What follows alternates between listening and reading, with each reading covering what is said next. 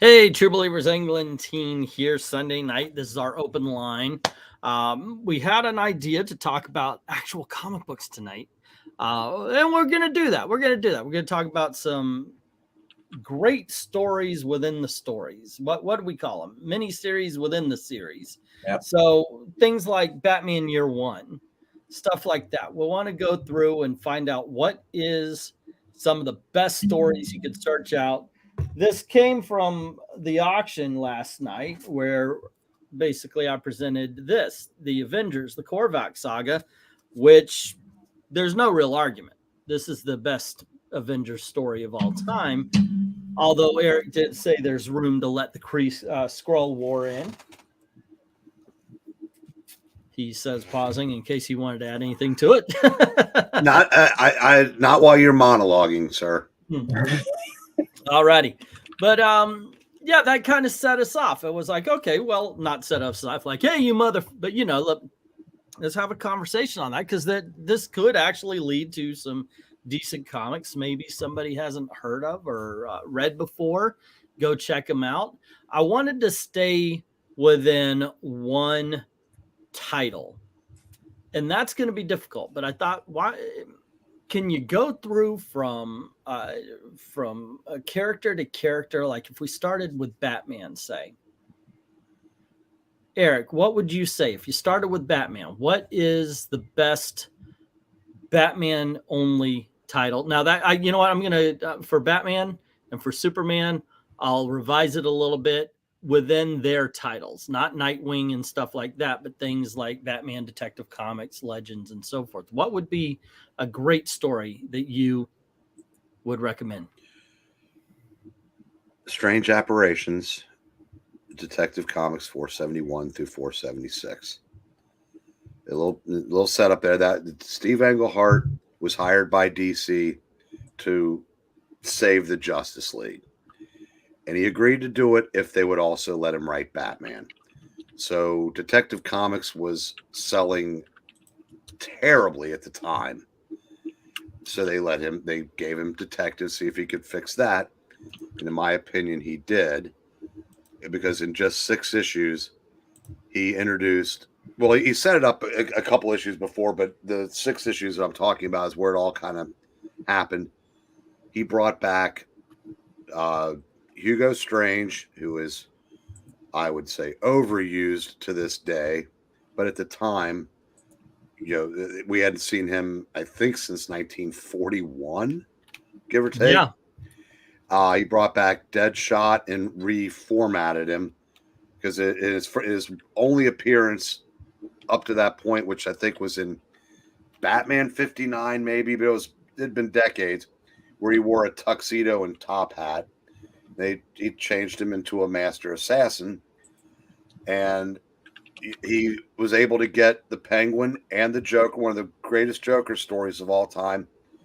And hard to believe, kids, there was a time when the Joker wasn't horribly overused. Yeah. So this story is still considered one of the best, and it was done in 2 issues, 34 pages, because at the time comics had been reduced to 17 pages.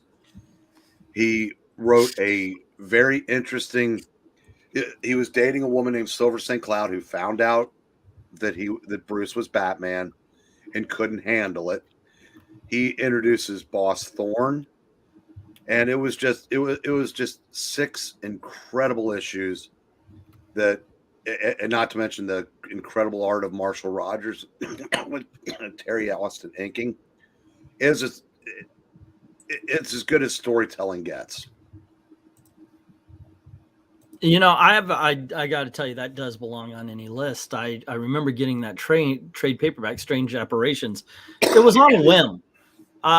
This is I guess I was still a teenager at the time, just learning to go to the comic shops instead of the spinner racks and so forth. And I picked that up, and it was just dog-eared by the time I was done with it. And of course, the Joker fish, one of the greatest stories of all time, featuring the Joker, was in it, and it's incredible story. Highly recommend. I agree with you on that one. How about you, RDV? If you were to go for a Batman story, just a Batman story, What would be? I know they had. Well, I would basically go to Tales of the Demon, actually. Tales of the Demon. The introduction of his daughter, of Raza's school, and his daughter and stuff, and then going through the whole story, connecting where they actually have Raz or Rachel delivered both ways.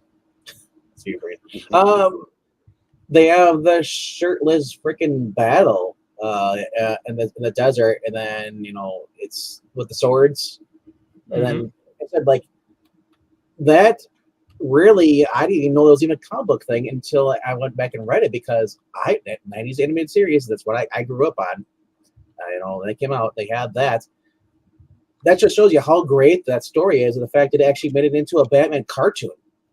And it was done well there too, even though it was not the full thing, but it was changed a little bit. But like that, I still get chills, those two facing off each other. The fact that he knows that Bruce is Batman, and Bruce is in love with Talia, but he's also he realized her father's crazy, and she was loyal to her father. It's like almost like a noir story if you think about it. He's got a thing for the dame, but but her father, yeah. The covers are great too. Oh yeah, most definitely. This is the one you just had up. I forgot that that he had pants on, and then he's holding the onesie. Yeah, you mentioned. Yeah, that was who brought that up? It was Ronnie, actually. Was everybody's brought that up. But like you said, you get not only that, it's just one of those stories. I mean, everyone talks about Batman Year One, but Talia al Ghul, I think she's probably more talked about. That's this whole story than they did Batman Year One.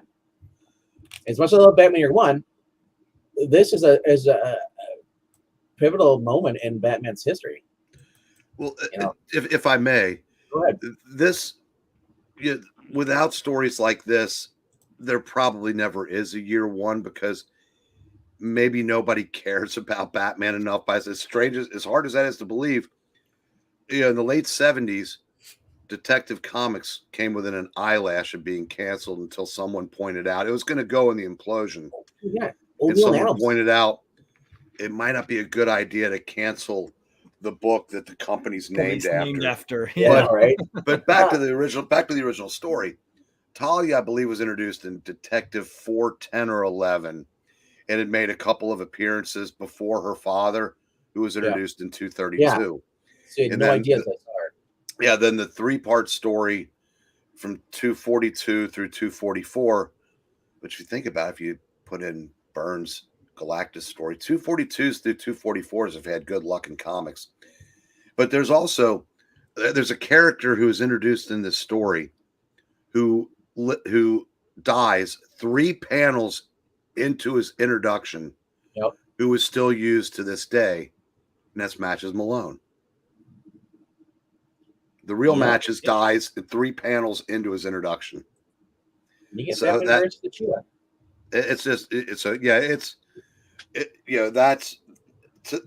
to that point, that would have to be considered the greatest Batman story. Just that first issue too, the whole story going up to the mountains there, and you see how Batman, just hides in the stone, then pulls the guy down. That's what you saw in the 80s movies, like Commando or Rambo. He just takes the guy out silently. Okay, now let's. I'm going to go over the rules one more time to tell everybody what we're talking about. These are single title stories. This is basically a series within a series, much like Batman Year One was all within Batman, but I'm making allowances for Batman being through Batman and Detective Comics, or say Spider-Man being through Amazing, Peter Parker, Web of Spider-Man, and so long as they don't cross over with other titles, which does take away really good stories for, say, like Superman, which would be The Death of Superman. You can't, so that one would be excluded from the list. So we're not talking about miniseries. It has to be a series within the series for each character. I guess I'm trying to think of, because I want to talk about something that doesn't get talked about a lot.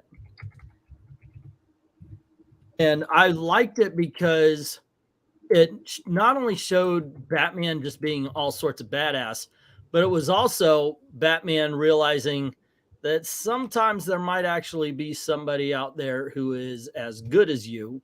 And that is, I'm going to add in the story Batman 10 Nights of the Beast. I like this one. This is where we meet the KG Beast, and Batman he's warned, Batman and Commissioner Gordon are warned that all these politicians that are in town are in danger because somebody had hired the KG Beast to kill him.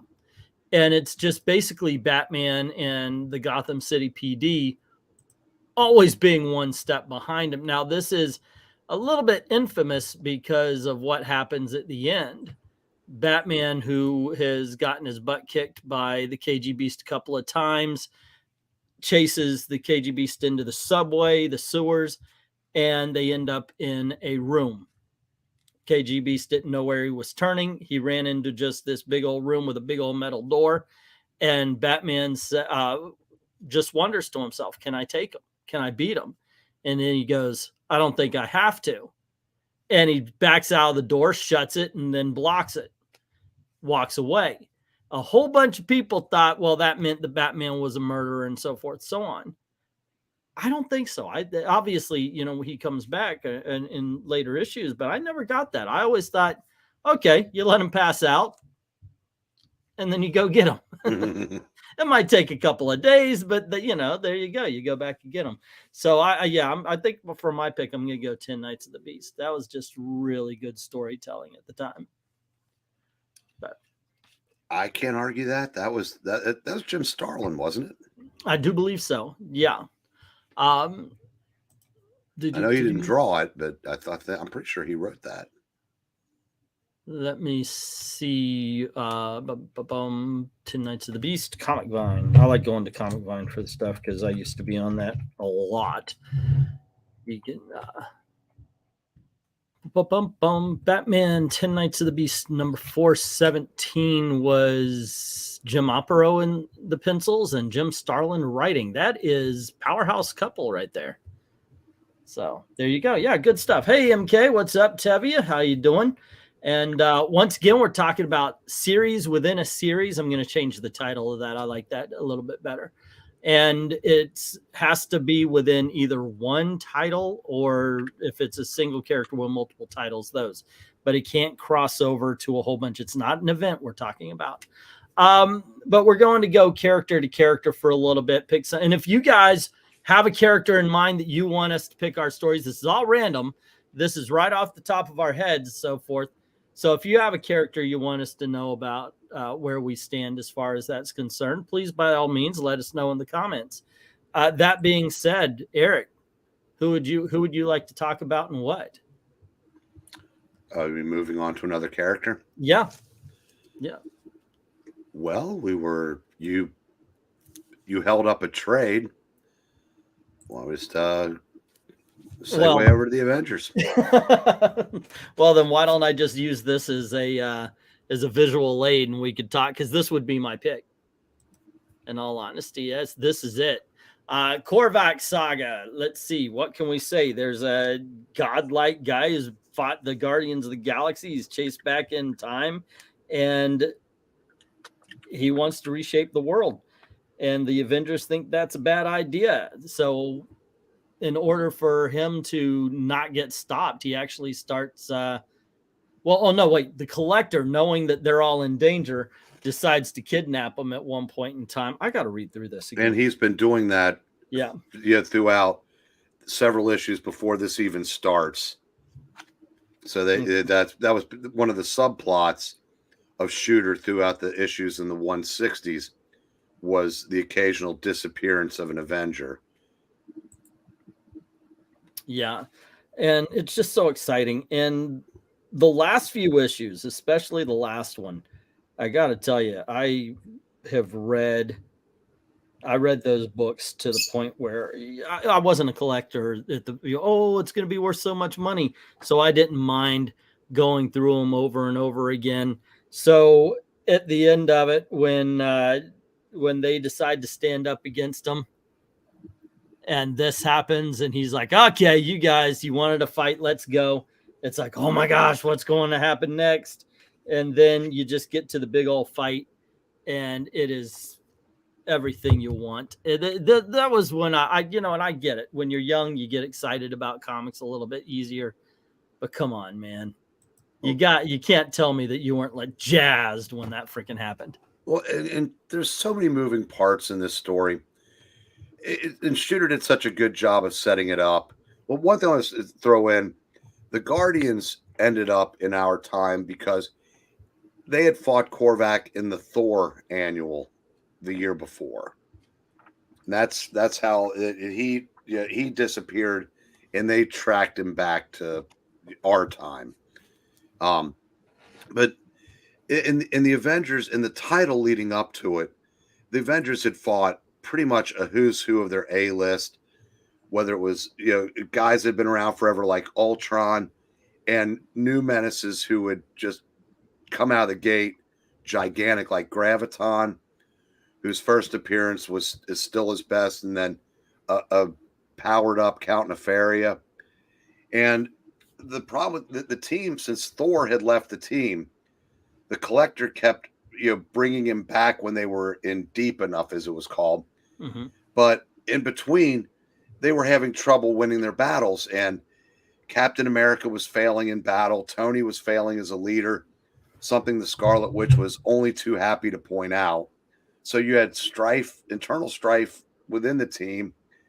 The problem with Captain America and Iron Man, like Cap took to calling him Tin Man, and when they finally hashed it out, they became stronger for it, and that happened during the Korvax Saga. And there was just you got the return of Hawkeye.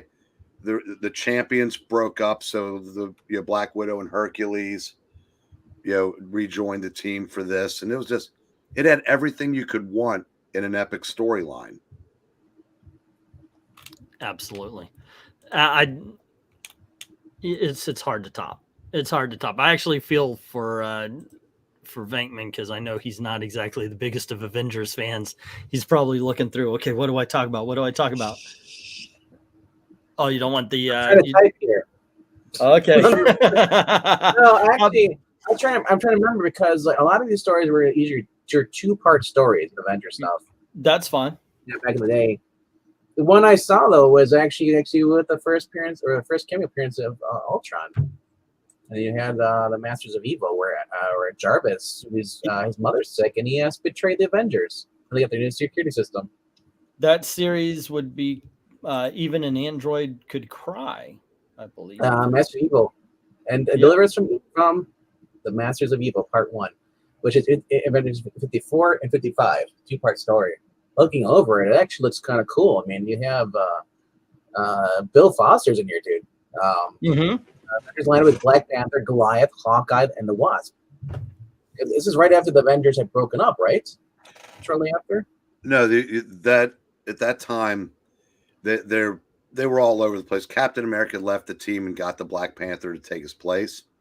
I mean, it's 54 and 55. My bad. Yeah, and so at the time it was like Hank, the Pims, well, soon to be Pims, Hawkeye, Scarlet Witch. I don't know. I don't think Quicksilver was there in Black Panther. And then right after those two issues, there's like a little side trip that issue 56, which is a Cap and Bucky story, and then that led into the annual where they go back in time and meet the original Avengers, who would become pawns of a character named Scarlet Centurion, and basically were his emissaries, and they'd taken over the world. So they had to set that right. But that leads right into the introduction of the Vision, which is kind of a picking up from that story. So it's sort of like 50, 54, 55, 57, and 58 are kind of a storyline with an interruption. Yeah. So what? I was just gonna say, like, the Masters of Evil actually had the Black Knight on there too, as well as I think it was who was it? Top? No, was it? It was Claw, Radioactive Man, Whirlwind, and Melter. So how about you, Eric? Where would you go with this one? Since I took the Korvax Saga, which one would you take? Okay. There's only other one we talked about in Naruto. No, there are two other storylines that you can put into this argument, I think, and that we haven't talked about yet. One is the Cree Scroll War, obviously. And we've talked about that. That was really the first sweeping epic that had been tried in comics, because it took place over the course of about 10 issues, and with setup, a little bit of setup prior to that. And comics just didn't work that way before then. I mean, Stan and Jack were good at doing that, 3 or 4 issues at a time. But this is probably the longest, drawn out storyline that had been attempted to that point. DC certainly didn't do it. If you got a 2-parter, you knew it was the JLA JSA crossover. Yeah. But those were just two characters go here, 2 go there, 2, and then at the end they come together and one punch the bad guy. But I digress. And that also had, it brought a little bit of the real world into the comics, but did it in a way where it fit the comic book world that they were inhabiting, because it touched on, there was a politician named H. Warren Craddock who was basically harping on the alien menace, which was basically the Red Scare brought to comics about 15 years later.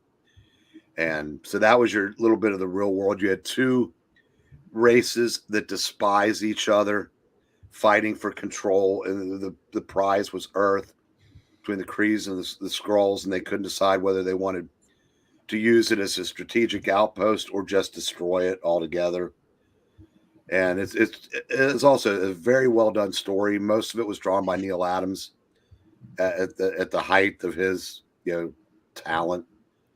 But if not that, the Celestial Madonna saga that ran in Avengers 129 through 135 and Giant Size 2, 3, and 4, that's the whole bit with the Katati, and you got the Manus ascending to the Celestial Madonna, you had the Vision and Scarlet Witch getting married, the death of an Avenger who stayed dead, something you don't see in comics. And there's this, it was another fantastic. The Avengers have definitely had their share of great story arcs. All righty. Let's go back to DC. We talked a little bit about it while I was explaining the rules. We did Batman. Got to talk about Superman. Story within a story. Is there something that hooked you? Oh, you know what? Actually, please, by all means, Eric, start with yours. I'm going to go get a visual aid. I'll be right back. There's a lot to it. I'm having trouble remembering the names, but I know, I know Exile was a whole entire story arc going across. But I mean, if you're looking for limited though. Yeah, I'm going to go pre-crisis real quick. Kryptonite No More. It was they DC wanted to jazz up Superman, so they brought in Denny O'Neil to write it. And the first issue, the cover was one of the most iconic covers of all time, where it's a Neil Adams cover where Superman's breaking kryptonite chains. Yeah. And one of the things that his power starts to diminish because he splits off into a sand creature who, and the two don't know about each other for a few issues, but he's no longer affected by kryptonite, but his powers have been cut drastically down. And it kind of gave some humanity to a character who at this point could basically, punch planets out of orbit. So yeah, there wasn't, it kind of, for a time, changed the dynamic. Unfortunately, once the story was over, it just completely defaulted back to the same Silver Age, early Bronze Age, I guess. everything just kind of went back to the way it was, which was self-contained stories for very young children. I'm But trying for to remember. about 10 issues, it was definitely aimed higher. The one I'm trying to think of is with the Kryptonite ring story between Batman and Superman crossover. It was between Adventures of Superman and I think a crossover in the action too as well. It was a 3-issue story. Yeah. From the 87 series. Yeah, darn it. I know, right? Dark Knight over Metropolis or something like that. I think it was. Yeah, I think that's what it was. Yeah, and he said Superman is approached by this woman who originally worked for Lex Luthor and told him Clark Kent Superman. And he told "Wow, woman, you don't know what you're talking about." So she goes to get proof, and she approaches him in the cemetery, and she holds up the kryptonite ring when she's talking to Clark Kent. He falls over, and confirming her. Problem is that on the way back to her apartment, she gets mugged and killed, and she's in Gotham actually, about a place where the ring is actually found later is in Gotham, because the person who mugged and killed her took the valuables and they found the ring, the kryptonite ring that was stolen from Lex Luthor's vault, the one he couldn't wear anymore because it was killing him. He had to cut his hand off. It was interesting to see how Batman came to Gotham. He's like, I'm working this kryptonite thing in this story here and here, and just seeing them go back and forth, like, this is how I do things, Batman. And he's like, breaking and entering. What? He's like, I can't condone this. But he's like, I won't, So they're kind of like butting heads. But I like is how they both, and this is the crossover in the post-crisis where they revealed each other. I know who you are, but you either one of me, and they one of them. I think Clark peaks first, and then Batman later on. Just says it's like Clark Kent. And I knew what it was because you had your freaking journal. Get it back from the villains and stole because your mom was keeping a scrap diary of you, your exploits. Made sense. Like I said, that's from post-crisis DC. That's probably what I think of the most. The crossover between those first two becoming friends. I'm sure there's a lot of good Superman as far as DC stuff. I said I love post-crisis. What was the story you picked for Superman? Just out of curiosity. Dark Knight over Gotham, I think it's called. I was actually asking Eric because I just heard yours. Yeah, I do like that story though. I read it myself. It's I went with Kryptonite No More, the Denny O'Neil run from like 233 to 242. Yeah, the one with the good covers. We actually had one of the covers on the auction. And the Sand Superman that was running around. Yeah. My pick is a little bit more recent. As a matter of fact, it's almost considered new, but not quite. I saw one of the animated movies and I was so jazzed by it. It was like, it was called Superman Unbound or Superman Unchained or something like that. And you find out that Supergirl, managed to escape Brainiac attacking. It's Jeff Johns' story, Superman Brainiac. This is what it was based on. And when I saw the animated series, I thought, wow, this is just really good. I want to find this. And so my wife actually got this for my birthday, which is something because she never does usually get me comics for my birthday. But I just like what they did with Brainiac. He really does feel like a true threat now. He's just freaking creepy as hell. The way he's detached and part of his ship. He's supposed to be a computer. In this, they really do treat him like that. An alien one with no real conscience or soul to speak of. The story, it's just one of those where by the end of it, and I thought, wow, this is the way Brainiac should have been from the beginning. By the end of it, it's really, how are they going to stop him? They have made Brainiac far too powerful. It's not happening anymore. But yeah, one of the best stories within the series. I love this freaking book. It was freaking incredible. Loved it. Have you read it? I don't think I have. I seen panels before. I've never read the whole entire story because it's very pop. If you look up Superman, it pops up all the time. Those images. Yeah, it's freaking incredible. I like it. Christopher Reeves Superman. That's because that's Gary Frank. Who is it? Yeah, Gary Frank. Yep. Wow. Yeah, this just grabbed me. I love the story in the animated feature, and it just made me seek out. And by the way, Dalton was mentioning what's so funny about Truth, Justice, in the American Way as well. That was a comic we sold at the last auction.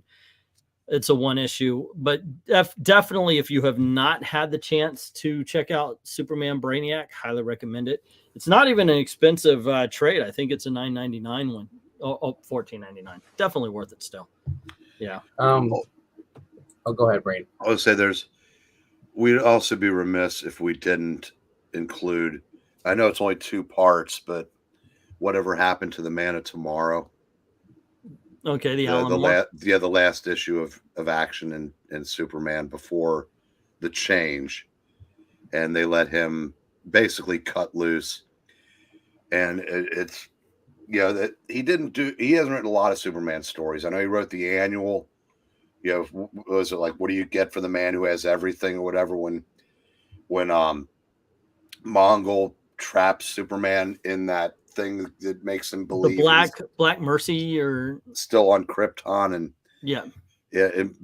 that's a great single story. But this 2-parter where and again, he didn't have to play by any rules because it was all getting reset, so he was able to kill long-standing characters. But that was a fantastic story.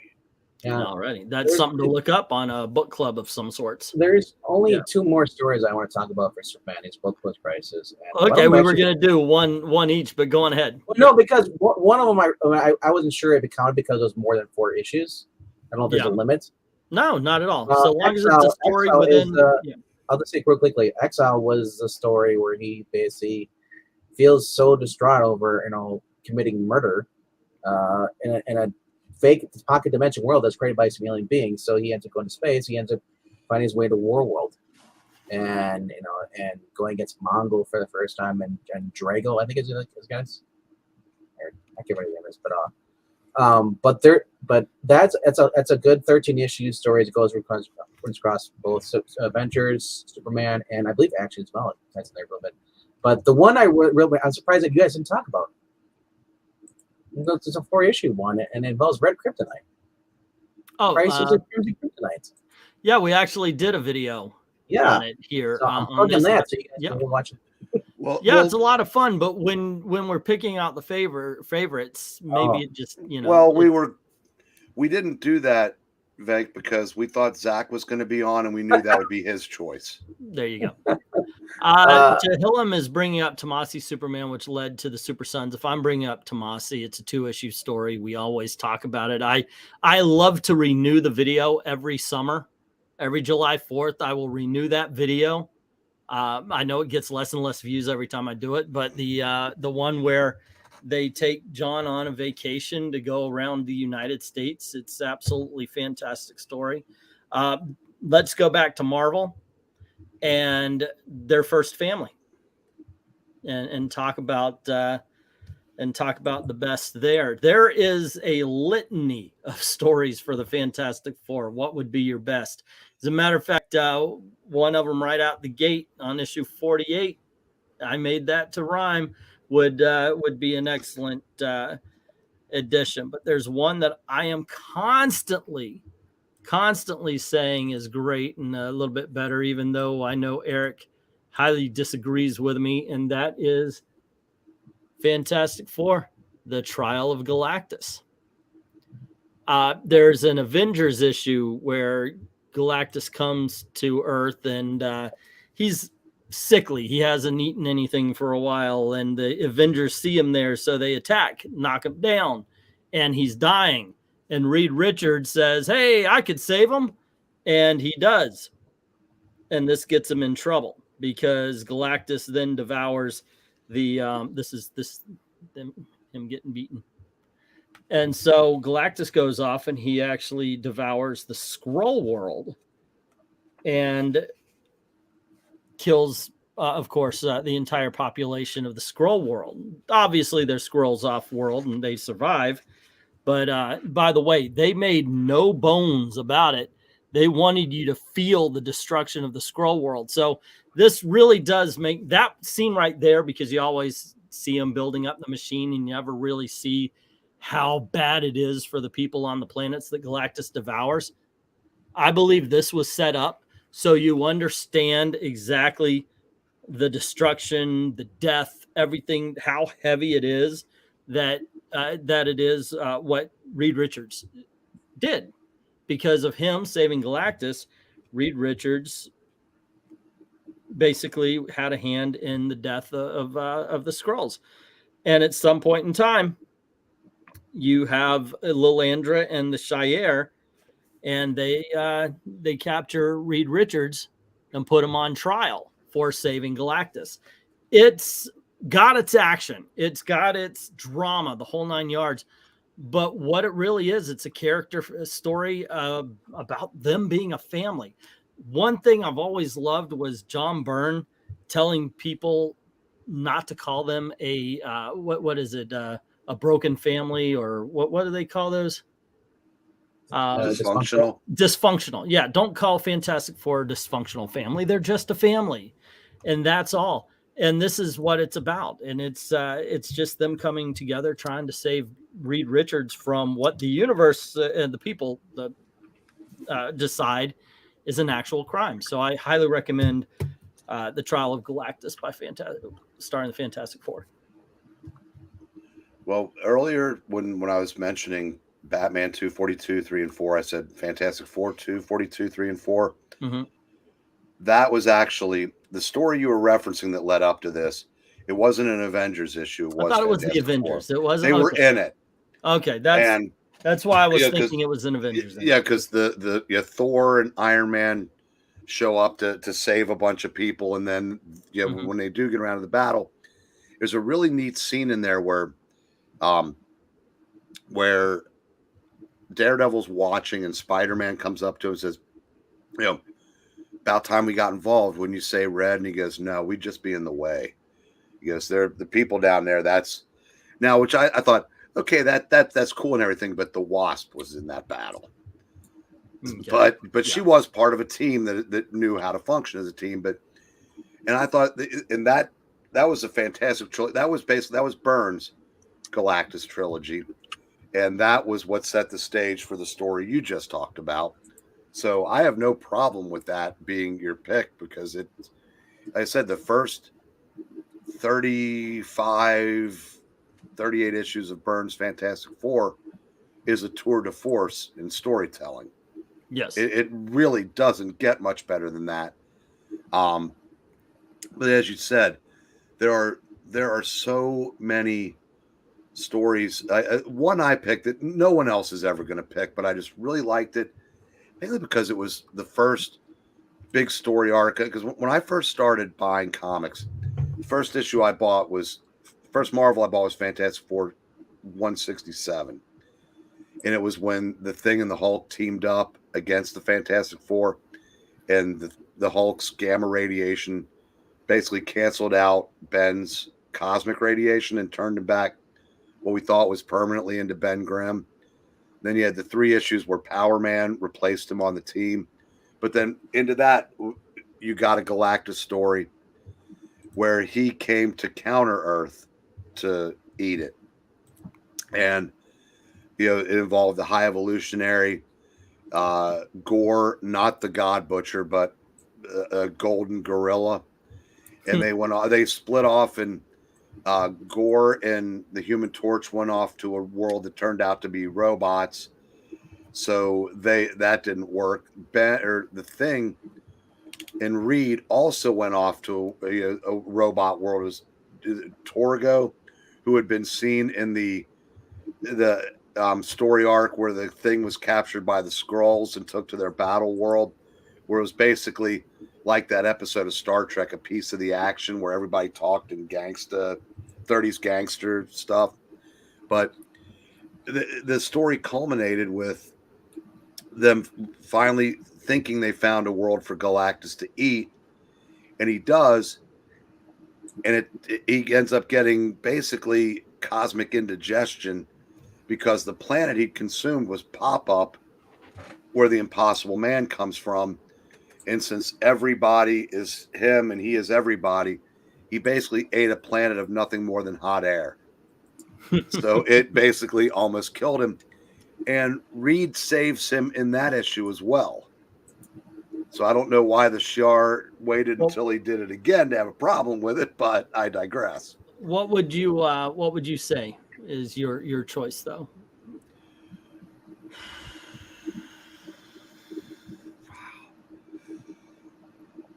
I guess I still have to go 48 through 50, the original one. The original Galactus trilogy. Yeah, which as I always point out, is actually only 2 issues because Lee and Kirby at the time, they just didn't care. That story takes off about halfway through issue 48 because they wrap up the Inhuman storyline, and it ends about 10 pages into issue 50. In the second half is Johnny going off to Metro College where he meets Wyatt Wingfoot for the first time. So basically, all the stuff that everybody talks about is basically over 2 issues. But it introduces Galactus, the Silver Surfer. You know, it has the Watcher. It has end of the world scenario. You know, the Silver Surfer regaining his humanity. I mean, it's just, I said, it doesn't get any better than that. There you go. And of course, the famous image. Yep. There. I have visual aids for that story too. Except for that one is so freaking heavy to pick up and it's kind of falling apart. All right. It's a little bit, is Dalton still here? I've also got this one, dude. These things are so freaking, he mentioned Doctor Strange, but in all honesty, I can't think of a famous story for Doctor Strange that I would go. So I think he stumped. But yeah, these books, by the way, this is 1.5 to 2 feet tall. I would say if you're gonna do a classic Doctor Strange, real quick, the early issues of Marvel Premiere, where basically they introduce this threat that's just heard in hushes called the Shuma Gorath, and by the time you finally see him, it culminates in the death of the Ancient One. They do manage to stop Shuma Gorath, but before he dies, the Ancient One finally bestows upon Stephen the mantle of Sorcerer Supreme. Jesus Lord in heaven, I'm getting a hernia picking these books. There we go. It's easier to pick up an omnibus than it is that big ass. Now you know how the EMTs feel when they have to put you on a stretcher. No kidding. I feel for him. Thankfully, I was able to climb up on the last one I was on by myself. I don't know. How about you, Venkman? Do you have a favorite Fantastic Four story within? Or you one that's actually been done in the movies? Actually, it's just issues 57 through 60. Do you remember this, Brian? 57 through 60. With the original series, where Doctor Doom takes the Surfer's cosmic power. Lights him over. Hey, I had some dinner, and then he just takes his power. It's like, I have your board now. And it's Doom is crafty, and it just shows you how power hungry this guy is, and how smart he is. You know, he's able to do this. He's basically the evil version of Reed Richards, you know, in the sense, and especially in the early issues. I love it. It's like they're like, hey, Batman has Joker. Well, Reed has Dr. Doom. Except that Doom's not crazy. Well, he could be crazy. I think he is maniacal. I think there's a bit of insanity to Dr. Doom. I mean, obviously we know him to be smart, but it's just I don't know. Maybe it's all ego, but I could see a little bit. All right, let's go back to DC Comics. We did the Avengers. Why not do the JLA? I know you have to have something for us, Eric, that maybe we haven't heard of, or even maybe we have. But by all means, which one would you pick?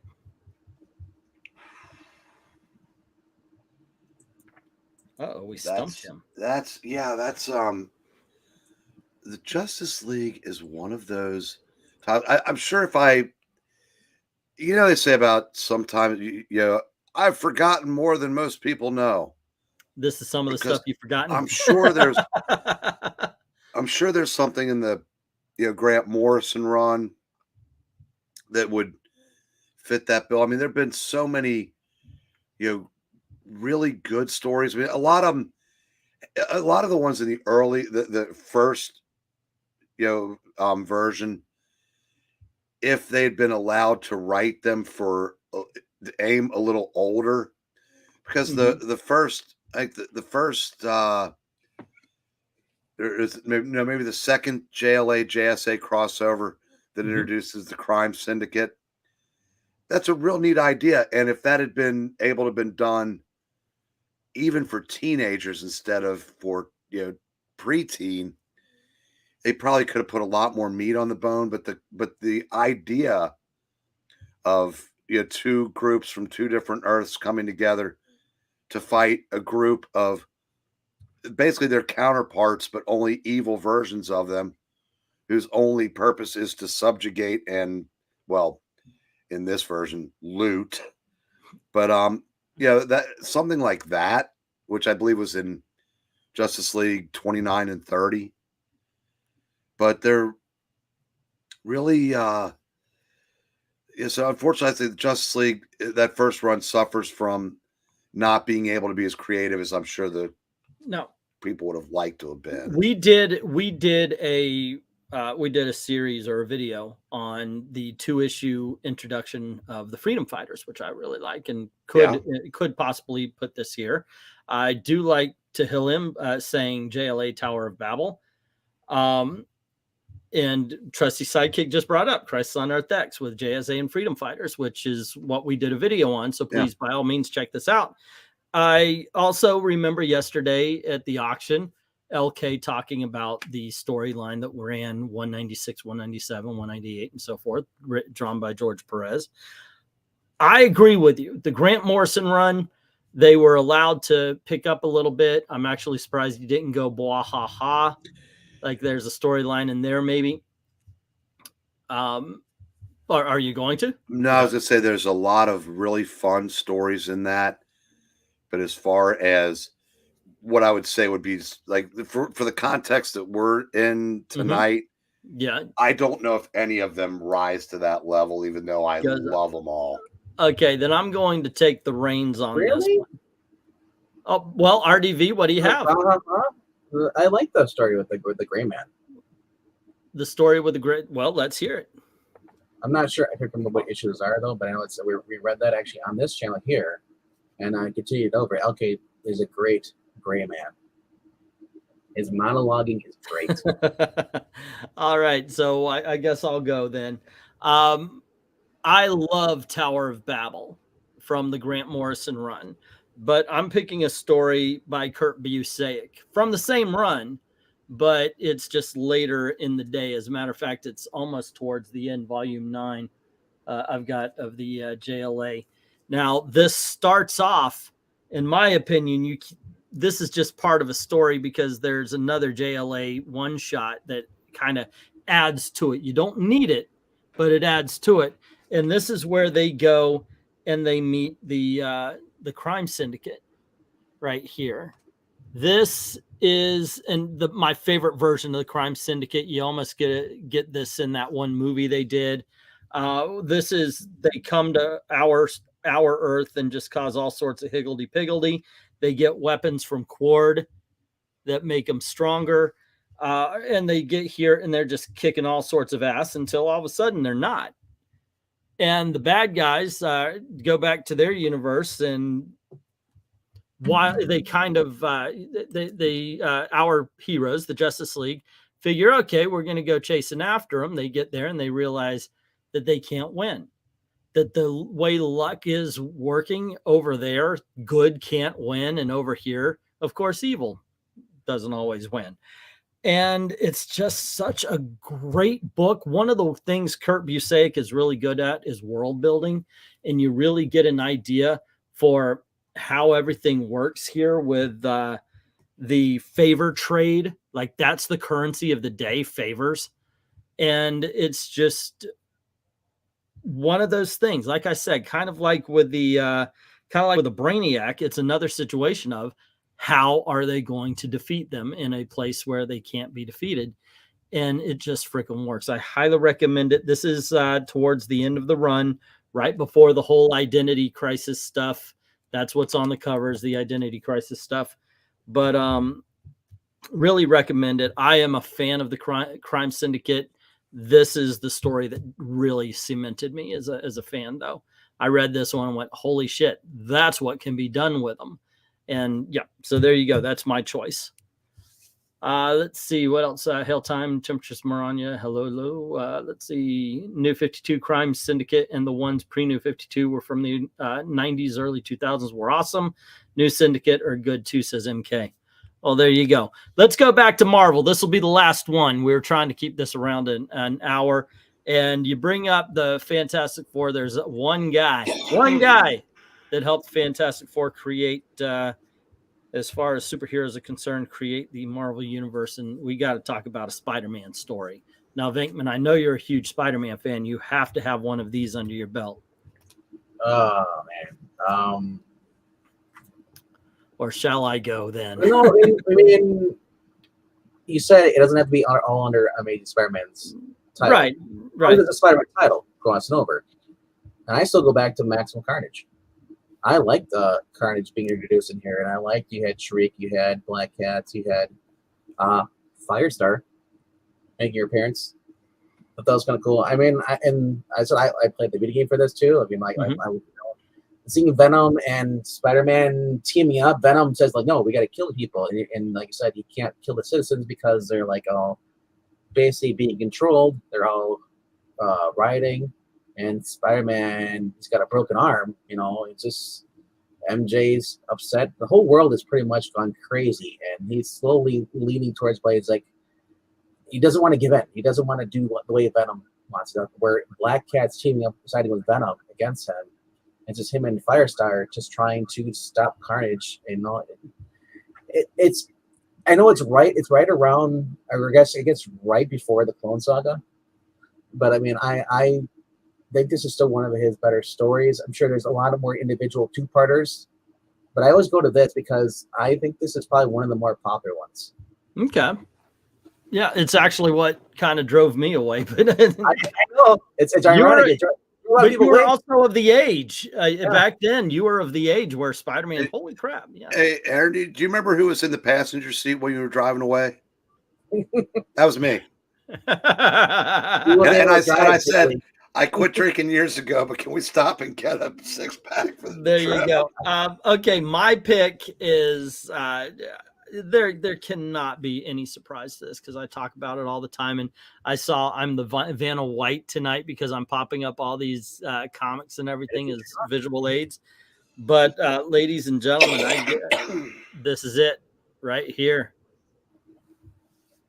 Craven's Last Hunt. Yeah, trust you to meet you. This is abso-fantastically the best Spider-Man story ever told. Unfortunately, all I got are the 3 chapters. I'm trying to find the other 3. But guys, when I put this together, and thank goodness they're all in good shape, when this hits the auction, it is not going to be cheap. That doesn't exist, though. Spencer redid it. Spencer redid it better, too, I'm sure. But this story was, in my opinion, is flawless. The only flaw to Craven's Last Hunt, in my opinion, is that they kind of retconned it. That's it. This is the perfect ending of a villain. I wish they could have just left alone. You know, there are certain heroes that should never have been brought back. Phoenix was one of them. Craven is a villain that should never have been brought back. I sent you those. It is fantastic, this storyline. This is basically Craven manages to catch Spider-Man. He reacts to his danger sense too late because he's been having troubles with Mary Jane. He gets shot with a tranquilizer, netted. There, you can't see his face, but in the dialogue, Peter Parker is freaking scared out of his wits by the fact that he had been trapped by Craven the Hunter. He has no idea what's going to happen. And then, of course, he buries him. He buries him. And then Craven takes his uniform and he goes out and he tries to be a better Spider-Man than Spider-Man. At this point in time, homeless people especially, are being kidnapped. So he goes into the sewers. You find out Vermin is there. Vermin had recently fought Captain America and Spider-Man and ended up getting hurt. So he just kind of skated back to the sewers, and he'd been living off of homeless people. Craven the Hunter beats him up, figures everything out, stops the homeless people from disappearing, declares himself a better Spider-Man, and then decides that now he can finally defeat the spider that has defeated him so many times.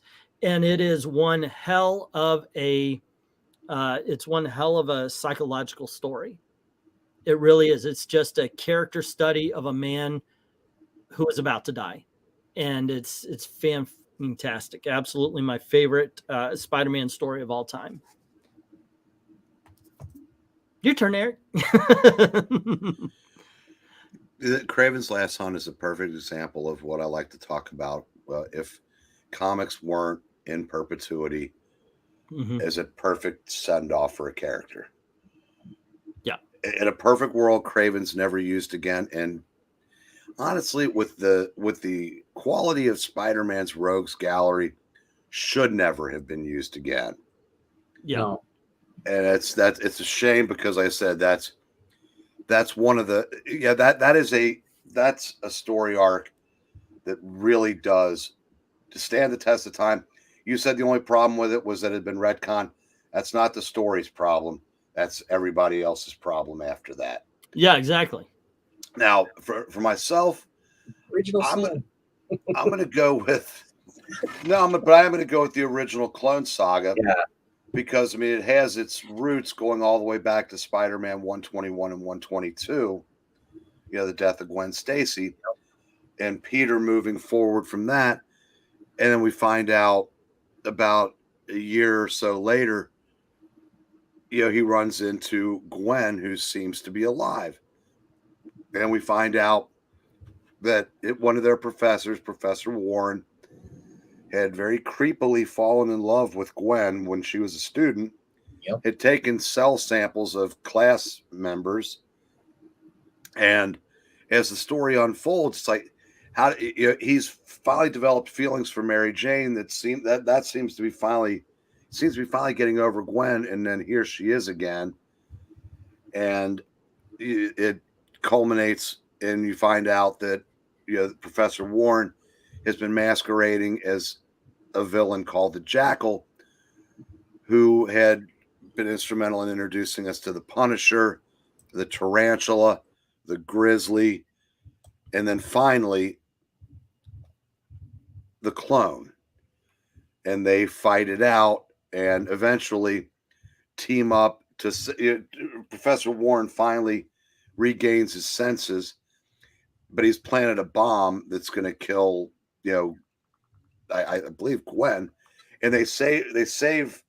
He eventually, stops the bomb, but it's still going to go off, and the two Spider-Mans go to stop the bomb. It explodes.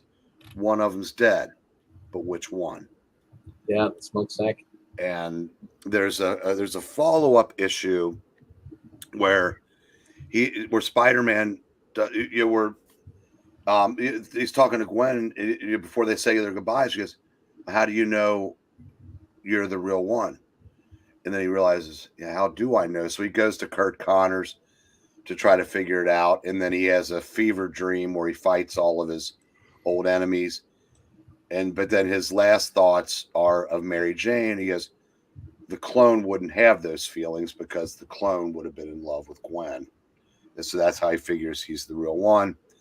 And that's how that story kind of wraps up. But it was the actual Clone part of the storyline is about 7 or 8 issues, and I thought it was a really good way to to do that story. And at the time, you thought, in the beginning of 151, thinks he's disposed of the clone, but there are things that keep popping up over the years. But as an original story, I thought that was really, really well done. And the Jack was a really good bus driver. Yeah, he was. Oh, the things you take away from certain stories. We just read it over at the Geeky Puppet Show about like 2 weeks ago. Yeah. It's a fun story, little Ben's. Everybody thinks about, the Ben Raleigh and all that stuff, but they forget about the beginning part of it and how just effed up it is, And I'm not one of those guys that knocks the second Clone Saga obviously was way bloated, but it's still, I don't bang on that like other people do. Like me. If for no other reason, right now when you see what Marvel's doing, the second Clone Saga is going, how you like me now? Yeah, yeah. It's like 3 years of Tolstoy. I mean, the good thing is we got a Ben Riley Spider-Man story out of that as far as later on, and like I said,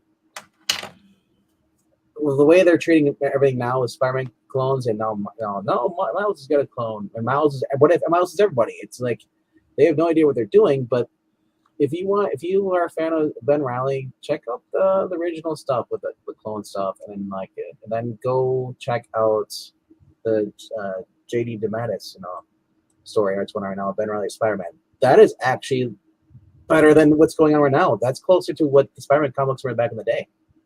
The way he writes it. It's old comics. You are so much better than new comics. No, I'm just saying it's not new, but it's like it's not a retcon. It's set back in his original run that the original writer did. It's not like you're getting somebody coming in and saying like, well, we're gonna write these characters. Oh, thanks, Sanaya Grace. Thanks for and we're not getting Lady Liberators just popping up randomly, and saying like, oh yeah, Captain America, he was never on his own. He was created by Peggy Carter and her friends. No, that's that is a nice little callback to when comics were at least a little better. Yeah, because Ben Riley has been completely effed over by. So right now, the two things that Spider-Man seems to be hell bent on doing is screwing over anybody that liked any part of Nick Spencer's run, or Spider-Man in general. Ben Riley got absolutely screwed over in that last storyline. In that, in the main continuity now, I guess. Well, all you need to see is in that Amazing Fantasy 1000 where they bring all these writers back.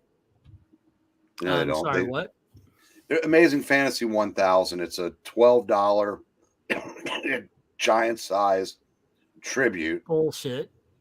And they bring they conspicuous by their absence. No Roger Stern, no Jerry Conway, no Howard Mackey, no Jim DeMatteis, none of those writers. Dan Slott's back. Rainbow Rowell has a story, but yeah, that's Marvel celebrating the character's 60th anniversary. So yeah, that just doesn't make sense. No, it doesn't. I don't know. Once again, yes, old comics better than new comics. For the most part, I absolutely believe that. You might lose me when you go into Golden Age and Silver Age independent comic books. Some of them are great, some of them not so much. Some of them are great because they're not all that great. You know what though? All those things though, when you read them now, they have a certain, whether it's certain charm or certain historical value. I don't think if anybody picks up a Patsy Walker Hellcat in 60 years, they're going to have any of the same kind of reverence that you have for the Captain Marvel split. Yeah, I could see that. There's a certain pretension. There's certain self-seriousness that gets in the way of modern comics that aren't there in older comics. But there you go, gang. Something to look forward to. If you're reading the Batman, it was Strange Apparitions. It was the Tales of the Demon, 10 Nights of the Beast. And then for the Avengers, go check out the Korvax Saga. Even an Android Can Cry, and the Cree Scroll War. I'm trying to remember where we went and what we did for Superman. My choice was Brainiac, the Jeff Johns story. I do believe, Eric, you had the Kryptonite No More with Neil Adams art and everything. Just covers. Just the covers. Swan and Anderson were the artists on the interiors. And Venkman, you picked the Dark Knight. What was it? Was it Dark Knight over Metropolis? Yeah, there you go. Dark Knight over Metropolis. I remember that was a 3-issue. And Zach picked Crisis of the Crimson Kryptonite. There you go. Okay, I see what you're doing there. Okay, so then we went over to Fantastic Four and talked about the Trial of Galactus, the original Galactus trilogy. And what was your choice there, Venkman? Peril of Power. Say again? Peril of Power. Where Dr. Doom gets the Silver Surfer's power. And then we went to Justice League, where Eric and Venkman hemmed and hawed, and I came up with the Crime Syndicate story from the Grant Morrison run towards the end there. So check all of these out, as well as the Spider-Man Craven's Last Hunt, the Clone Saga, and the Clone Saga. Justice League. I'll go with the Winter story they had. Winter's End. It's okay. We'll talk about that later. I just realized we did an hour with only like 6 characters. This is something we can return to at some point in time and visit, like the X-Men and Wonder Woman, all sorts of stuff. Maybe Brother actually Power have the Geek. Brother the Power. Yes, definitely. It's a 2-issue story that's awesome, by the way. You should check that out as well. All righty. Or do yourself a favor. On this channel, Comic Book Origins, just look up that title, Comic Book Origins, and you will have yourself a cool afternoon of hearing all about some awesome first appearances. So there you go. And I was about to do a video. I did one for Spider-Man. I thought I would go back, give another character a try, see if people like this one. The Spider-Man didn't get a lot of views, but it was going back to my old reviews and reviewing them. That's on Old Man Comics. All righty. Obviously, we need to get going. So there you go, guys. Thanks for hanging out with us. Join us tomorrow. We're going to be doing some more topical stuff, maybe talk about some more comics. And it's at 9 o'clock Eastern time. Thank you very much for hanging out with us. Don't forget to click like, share. And as always, thank you very, very much for watching. Have a good night.